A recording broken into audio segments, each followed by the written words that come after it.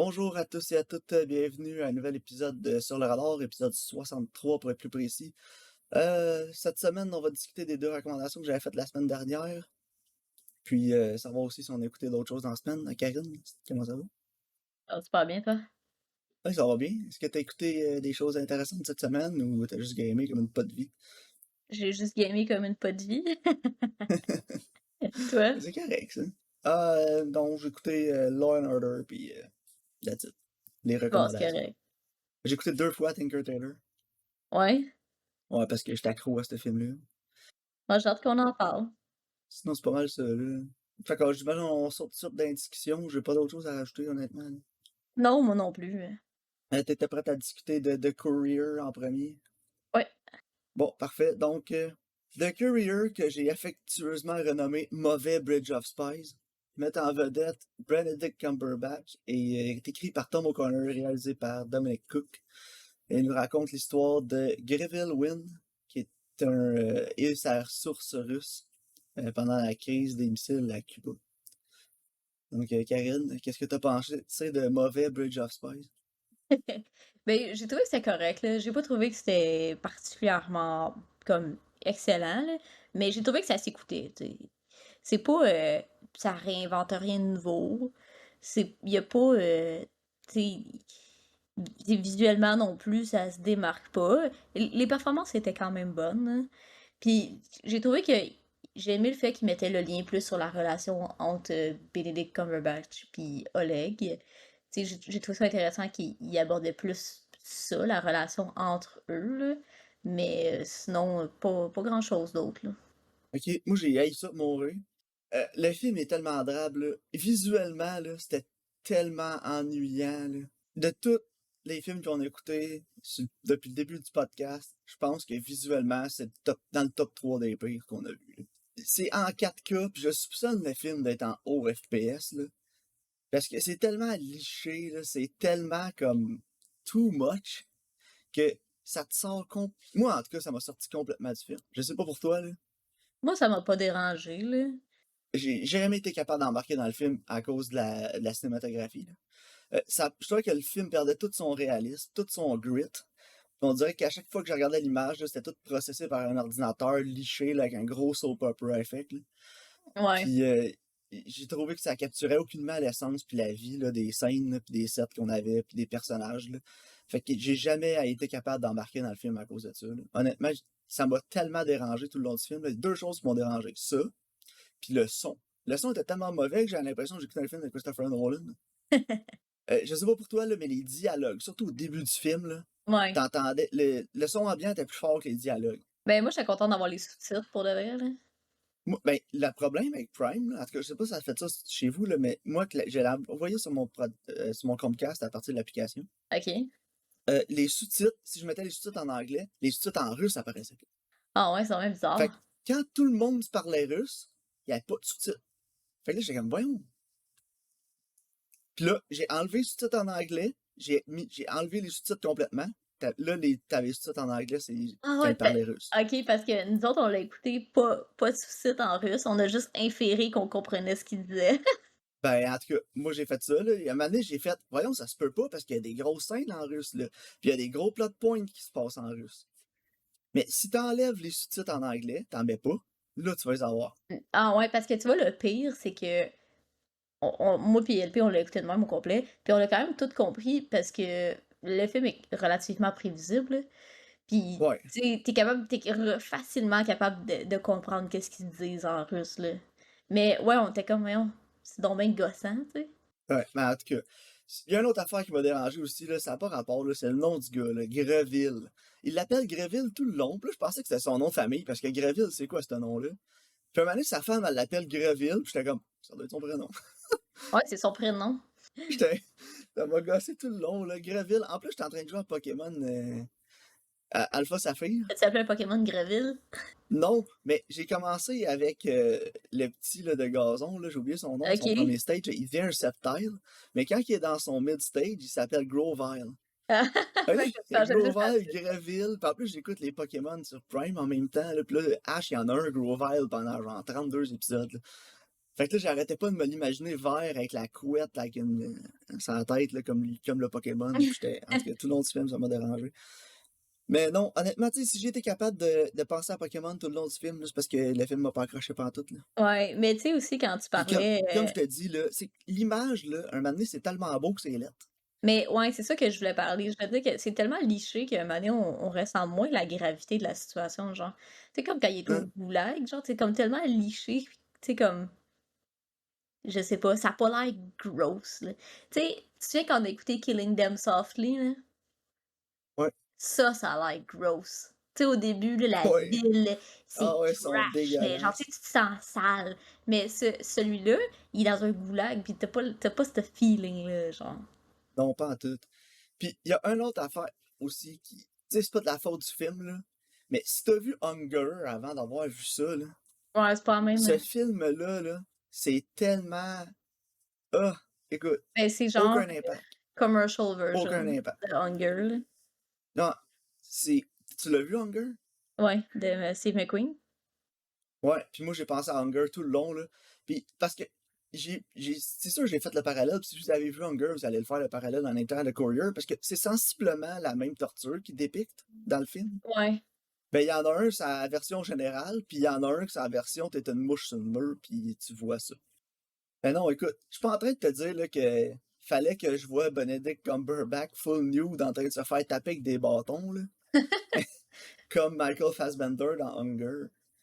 Mais comme je disais, puis comme toi aussi tu disais tantôt, c'est que la caméra, c'est tellement liché que c'est comme surréaliste en plus. Tout le long du Ouais. film, tout le film est surréaliste à cause de ça, parce que même tes yeux, là, t'as beau avoir un 20/20 vision, là, tu verras jamais les détails de même, là. Non, effectivement. Fait que, tu sais, c'est comme plus beau que la réalité. Fait que tu crées aucun lien avec ce qui se passe, avec les personnages. T'as aucune empathie avec eux. En tout cas pour moi, là. Parce que justement, c'est surréaliste. Des fois, là, les scènes, quand ils étaient tellement lit, puis ils étaient tellement lichés, avec un. C'est tout processé par ordinateur, là, Ouais. ces effets-là. Cette qualité-là, si tu veux. Qualité entre guillemets, là. Fait que ton cerveau le sait, puis ça connecte plus avec toi. J'avais l'impression là, que des scènes, c'était des cinématiques de jeux vidéo. Ouais, quasiment, là. Si tu veux la preuve de ça, la NFL en ce moment, je suis un gros fan fini de football, là, puis j'écoute la NFL à tous les jours depuis qu'elle a commencé, à chaque fois qu'il y a une game. Puis ils ont des caméras 8K maintenant, c'est lignes de côté. C'est bon, OK. Puis après un touchdown, où les fois les gars sont sur ces lignes de côté, tu vas voir un shot de la caméra 8K. Puis j'ai pas de télé 4K, là. Puis j'ai une télé genre 1080p bien normale, là, une Sony Bravia qui est sortie genre en 2006, là. Ah, puis tu vois la Puis différence, hein. t'as vois la différence, là, dans les couleurs. Les couleurs sont tellement vivides, là. Tu iras voir, là, Google, 8K NFL, là, 8K Mhm. Camera NFL.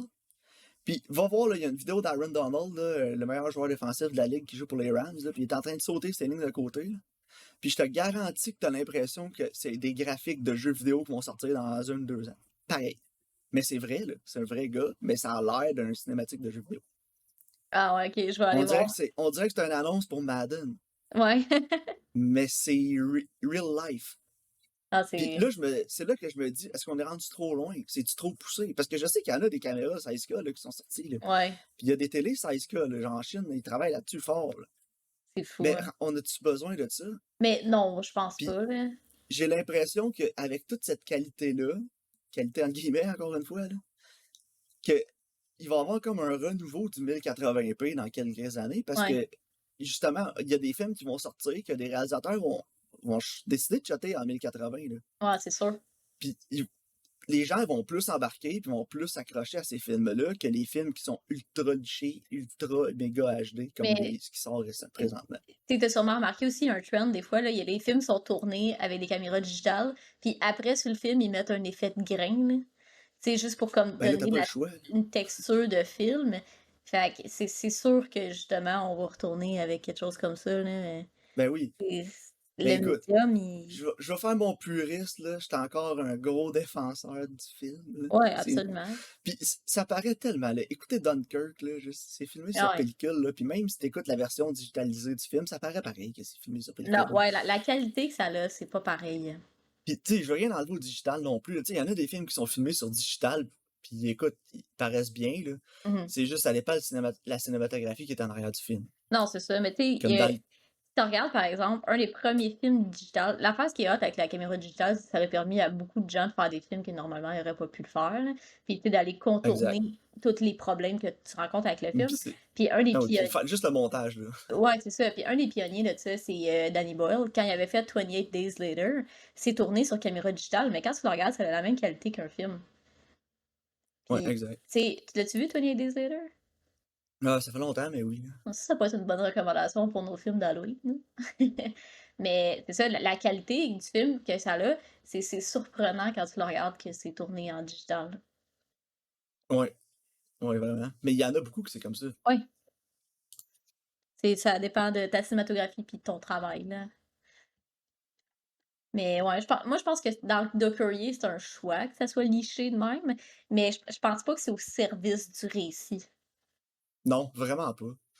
Puis écoute, je sais pas qui a fait la cinématographie du film, là. Faudrait que j'aille voir, là. C'était très safe, là. Mais Honnêtement, il y avait pas grand-chose, il y avait pas grand plan qui prenait une la chance. réalisation était sobre. La seule, tu sais, la Ouais. seule chose qui pour moi s'est démarquée, c'est les performances. Ouais, moi aussi, je trouve. La réalisation, c'était ordinaire, là. Écoute, Non. Il y a j'ai... quelques plans intéressants, là. Il y a des choix que j'ai fait comme «Ah, good». Tu sais, comme par exemple, quand il pète sa coche dans sa cellule, mais que tu le vois juste de l'autre côté, comme du petit trou, là, pour regarder, là. Ouais. Tu sais, comme ça, Hey, regarde, c'est un choix fallait intéressant. qu'on en parle, là. Je suis allé voir, c'est Sean Bobbitt qui a fait la cinématographie, puis c'est un super bon directeur photo, Sean Bobbitt. Il a fait 12 Years a Slave, Ouais. Shame, puis Gardons, Hunger, Karine. Ah ouais, OK. Fait que The Ah! Place Beyond the Pines aussi, qui est un des très bons aspects du film, est la Ouais, cinématographie. visuellement, Place Beyond the Pines, ça se démarque Il beaucoup. a fait Widows, en fait, c'est le cinématographe de tous les films de Steve McQueen. Steve McQueen, hein, ouais. Puis écoute, je sais pas ce qui s'est passé là. Il a même fait Judas and the Black Messiah. En tout cas, regarde, pour Mais moi, c'est un gros nom, là, la mais je pense cinématographie de ce film-là. Tu sais, je pense qu'il y a une grosse partie de ça qui est due à la réalisation, là. Tu sais, si sa Ouais, cinématographie est excellente dans tous les films de Steve McQueen, c'est parce que Steve McQueen, il sait qu'est-ce qu'il veut, là. ouais, exact. C'est En tout c'est cas, ça, regarde.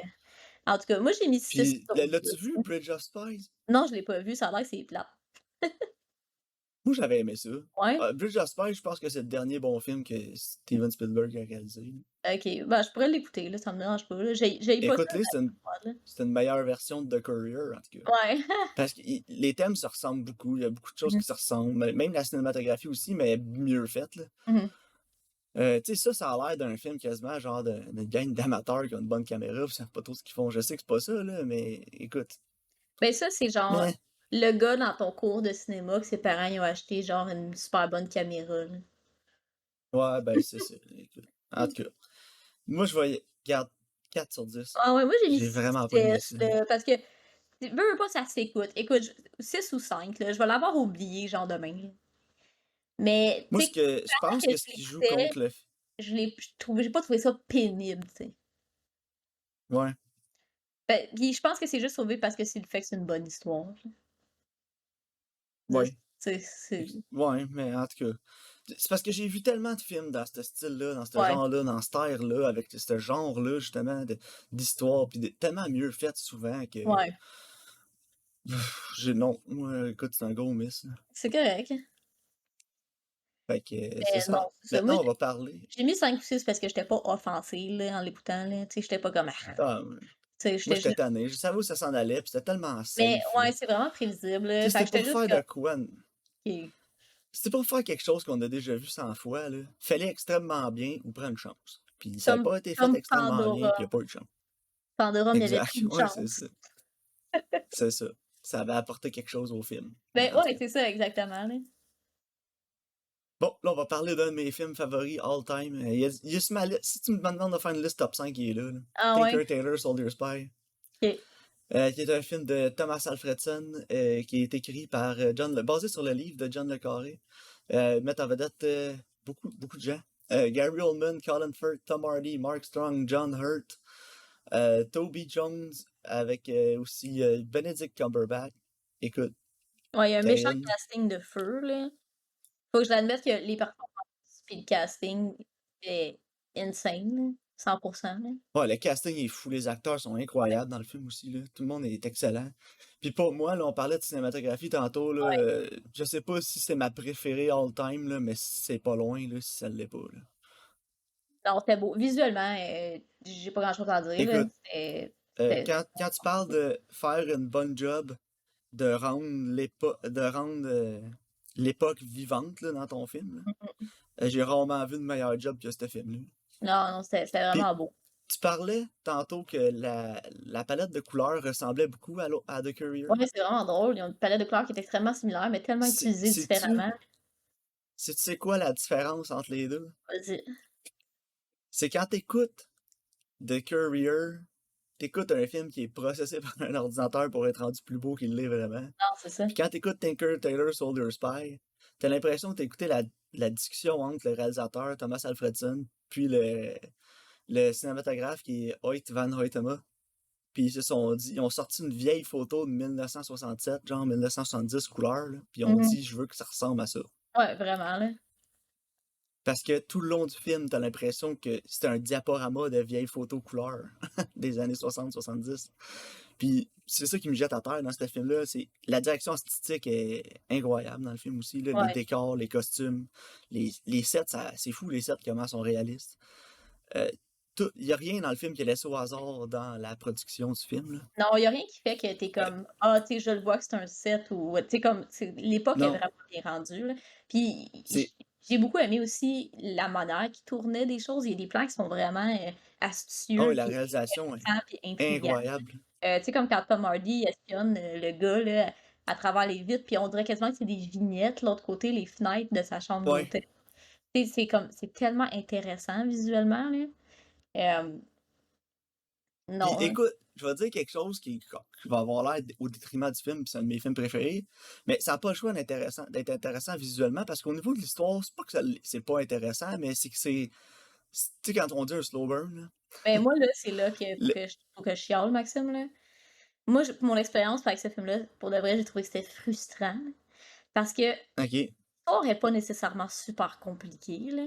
Sauf que la manière que c'est raconté, c'est quasiment abstrait à la limite, là. Puis pour moi, Moi, je trouve que c'est ça qui fait la beauté du film. ouais, mais pour moi, ça me frustrait, genre. Parce que ça fait en sorte que ça donne un pacing qui est extrêmement bizarre. Puis justement, c'est comme un peu trop abstrait que toi, t'essaies d'aller passer de fil dedans quand c'est pas nécessaire de raconter l'histoire de cette manière-là. Ben, je sais pas. Moi, j'ai trouvé que ça apportait beaucoup au film, là, parce que si c'était raconté, exemple, de façon plus linéaire ou moins pêle-mêle, euh, il- ça serait trop sobre, il n'y aurait aucune chance dans le récit, puis je trouve qu'il n'y aurait pas quelque chose qui te garde accroché à essayer de comprendre le film, puis de remettre les pièces du puzzle à leur place quand tu écoutes le film. Ouais, ben moi, l'impression que j'ai, c'est que, tu sais, mettons que nous, on serait à la place du personnage principal, la manière qu'on essaierait de résoudre le problème, en fait, là, de résoudre l'énigme, c'est en réfléchissant à, tu sais, justement, lui, ce qu'il a vécu, puis remettre des pièces d'un puzzle ensemble, puis, tu sais, quand tu réfléchis à ton passé, tu mets pas les affaires tout en ordre linéaire, tu sais, tu vas penser à, justement, ton party de Noël, puis là, quelque chose qui est arrivé vraiment après ça, puis quelque chose qui est arrivé avant ça, genre. Fait que, tu sais, j'ai l'impression que c'est comme l'effet qu'il essayait de donner, genre, comme que le film, il y a comme un peu le même fil de raisonnement. Sauf que pour moi, je trouve que ça fait en sorte que ton attention est pas. Moi, je trouve que c'est frustrant. Je trouve que c'est un peu trop abstrait.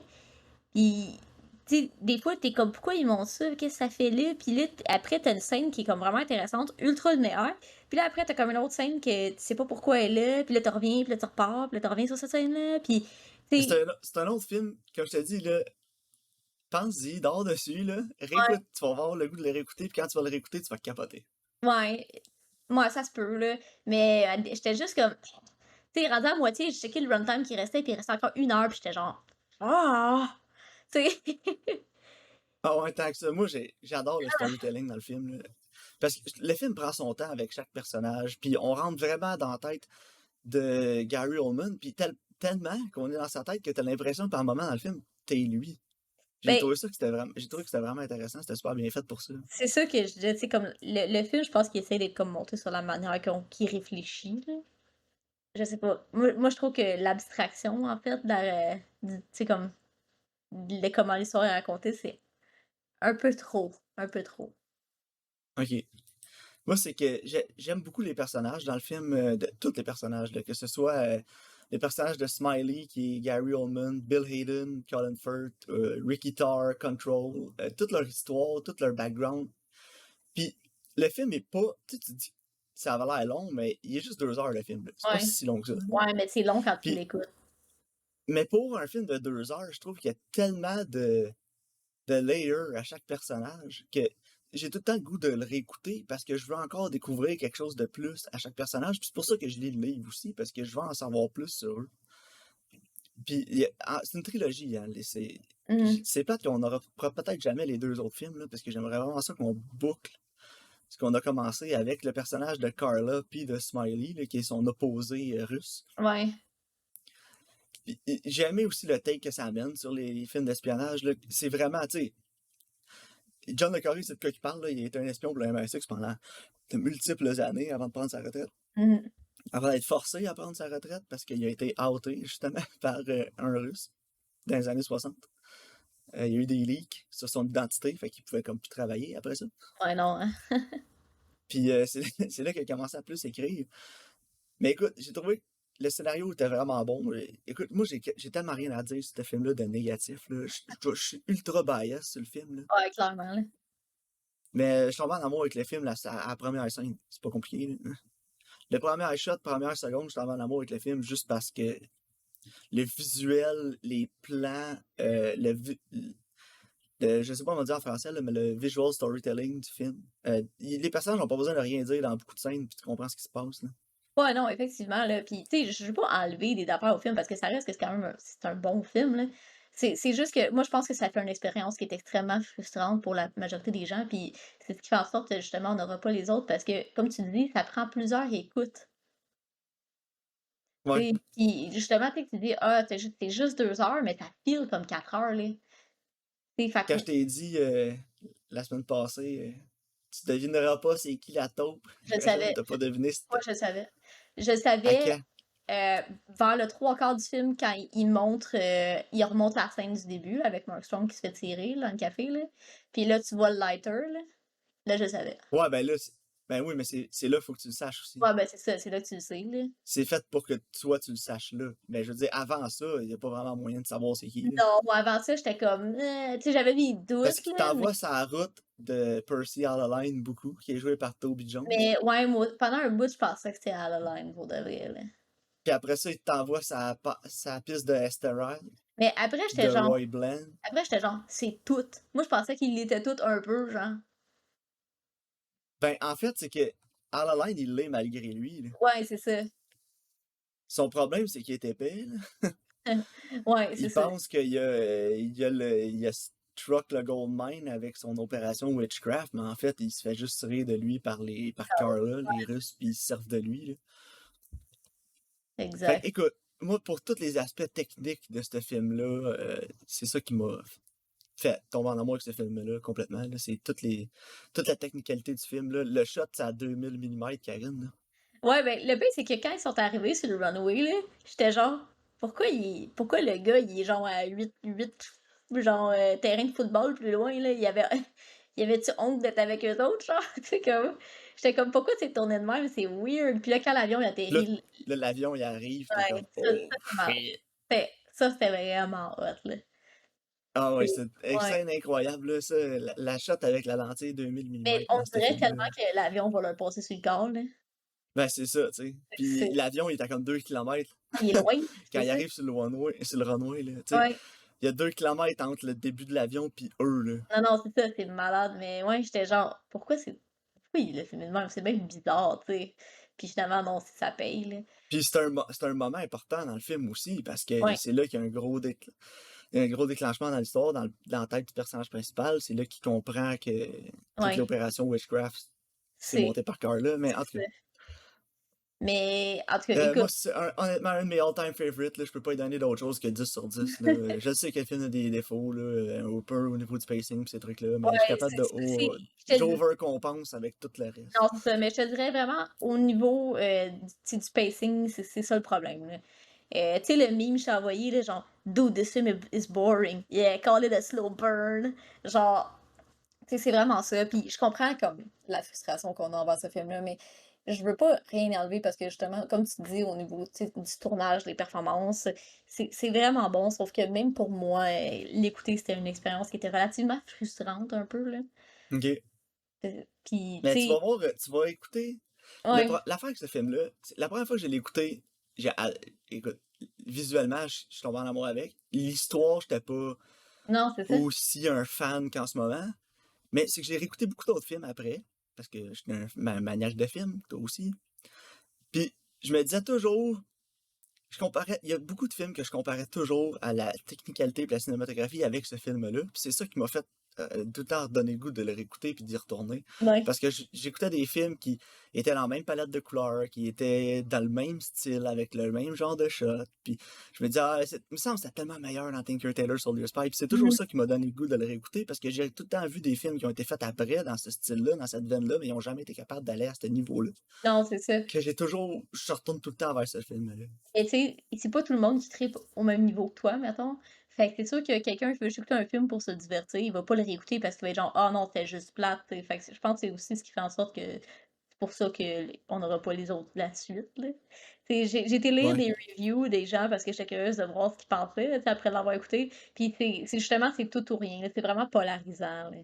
Tu sais, c'est Mais soit comme, tu sais, c'est que c'est un film d'espion, fait que j'imagine qu'il y a beaucoup de gens qui vont aller là-dedans, ils vont penser que c'est une mission impossible, ouais, James Bond ou James quelque Bond. chose, mais Non, c'est ça. Non, moi, je m'attendais tu sais, pas à c'est une ça. histoire réaliste d'espionnage, là. Ouais, c'est ça, que c'est dans le fond, c'est du monde assis dans un salon, là. Ben, tu sais, c'est un peu comme le début de The Courier, là, quand il fait ses trucs d'espion, il se passe rien, là. Ben non, il se passe Il rien. va en Russie, il se change des petits papiers, il retourne à la maison, pis that's it, là. That's it, là. Non, c'est pas. Mais en tout cas, tu sais, comme je te dis, je veux pas rien enlever, sauf que, tu sais, pour moi, le pacing, puis le fait que c'est pas la réalisation, mais le montage, là, tu sais, comme la construction temporelle du film est vraiment comme abstraite. Pour moi, ça fait en sorte que justement, je vais y aller avec comme un 6 ou un 7, là.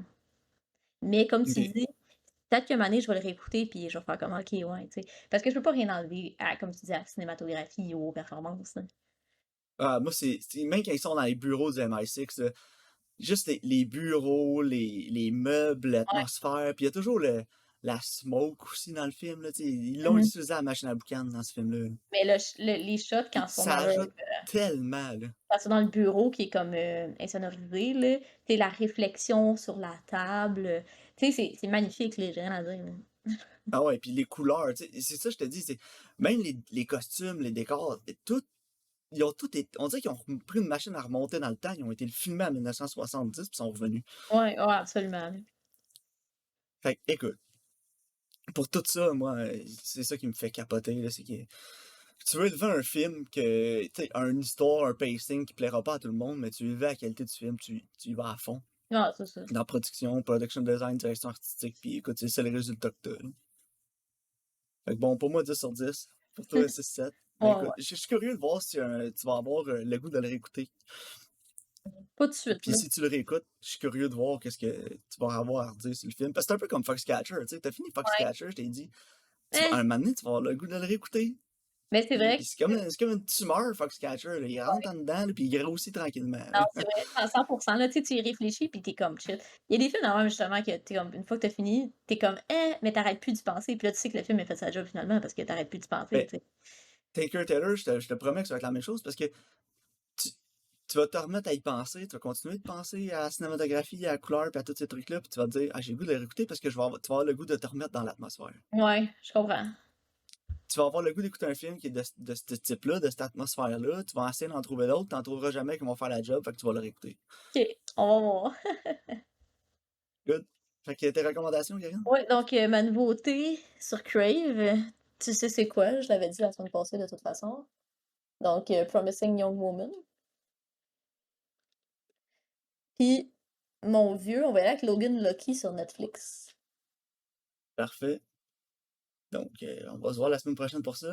Ouais. J'essaie d'aller au cinéma cette semaine, aller voir le nouveau film de James Wan. On va essayer d'aller voir Malignant. Malignant, ouais, Mais ouais, que ouais, tu c'est m'as moi. dit de pas me spoiler rien avant d'y aller. Ah non, si c'était pas for real. Tu sais pas, faut pas que tu le saches. Non, c'est ça. Ok, j'ai même pas regardé le plotline, là, rien de Check ça. pas, check pas. Je vais Ça- y aller à l'aveugle. Oh mon Dieu. Je vais me trouver un showtime dans un cinéma. Je vais aller m'installer là. Ok. Puis on verra ce que ça va donner, Karen. Ce qui est le fun, c'est qu'il fallait que tu ailles le voir aussi. Comme ça, on va pouvoir avoir le point de vue de la personne qui savait dans quoi il s'embarquait, puis la personne qui en avait aucune idée. Ouais, c'est ça, je vais essayer d'aller le voir moi aussi. Ou au pire, je vais peut-être aller le voir comme en fin de semaine prochaine, peut-être, là. Si mettons Le, vendredi. les, ouais. Puis aussi, les films d'horreur, habituellement, on a assez les mêmes goûts, là, fait qu'on sera pas trop dépaysés. Ouais, ça se peut. On va voir, là, mais en tout cas, je pense, je sais pas, je vais rien dire, je veux pas rien Ok, spoiler. parfait. Alright. À la Ben, semaine prochaine. ouais, merci à tous de votre écoute et au prochain épisode.